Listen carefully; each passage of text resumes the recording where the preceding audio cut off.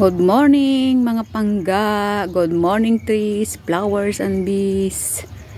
Asan yan flowers? Ayan flowers ng bulaklak. Ay ng ano? Talong. Ayan. Bees. Bees yung mawala. Yung mga bangaw. Bees.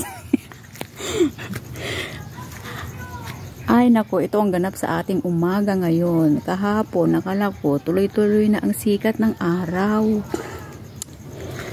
On off ang sikat ng araw kahapon. Parang kagil ko lang. On off ang kuryente. Char.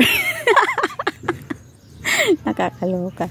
Ay naku, buti nga walang na-high blood sa on off ng mga ano. Kagil ko na yan. Ayan. Tingnan natin yung mga talong natin.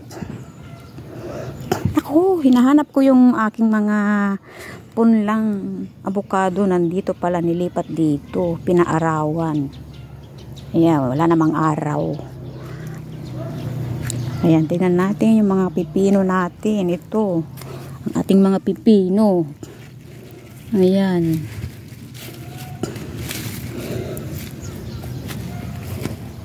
Oh, yung iba namatay na. Dahil nga sa sobrang ulan, tubig. Ayan. May ampalaya dyan na isingit sa pagitan ng pipino tsaka ano. May ano kami dito yung sinasabi kong sigarilyas. Ito, ayan, sigarilyas yan. Ito naman, pipino yan. Namatay din, oh. Sayang. Mahal pa naman yung isang pack ng buto niyan. Tinatanim. 80 yata. Isang pack. Ang laman lang nun, mga ano lang. 15 lang na 15 or 10 pieces na buto. Yun.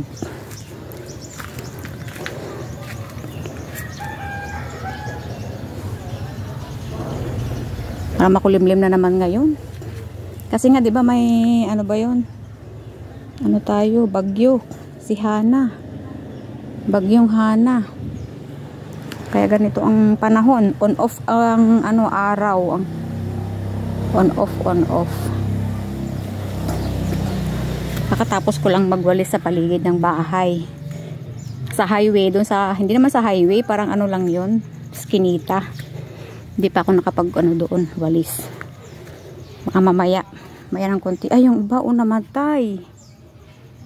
Bakit kaya namatay yan? Oh, yan. Bakit namatay yung mga ano na yan? Talong. Sa puno niya, oh. Ano na? Nabulok siya. Nabulok. Yan, oh, nabulok yung puno niya. Naluoy sa tubig. Sobrang tubig. Yan. Mga sitaw. Malaki na yung mga sitaw. Mahaba na. Yan.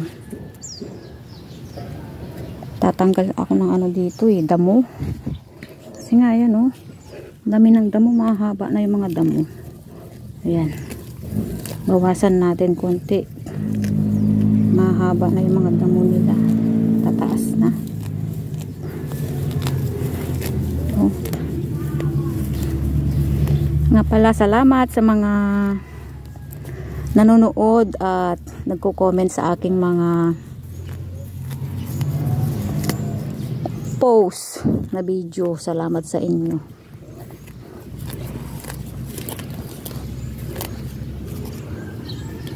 Sana hindi kayo magsawa sa akin. Char. Ay nako, walang ibang ano magawa, diba? Ayan. Ano, malambot pa yung lupa eh. Kaya madaling mabunot ang ating mga damo sa paligid ng sitaw.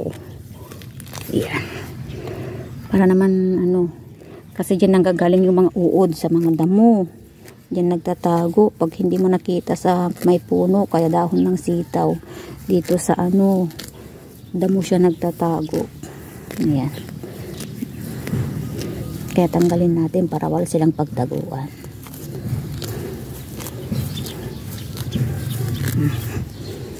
Ay, sandali lang. So, hanggang mamaya ulit ang ating vlog, mga kapangga.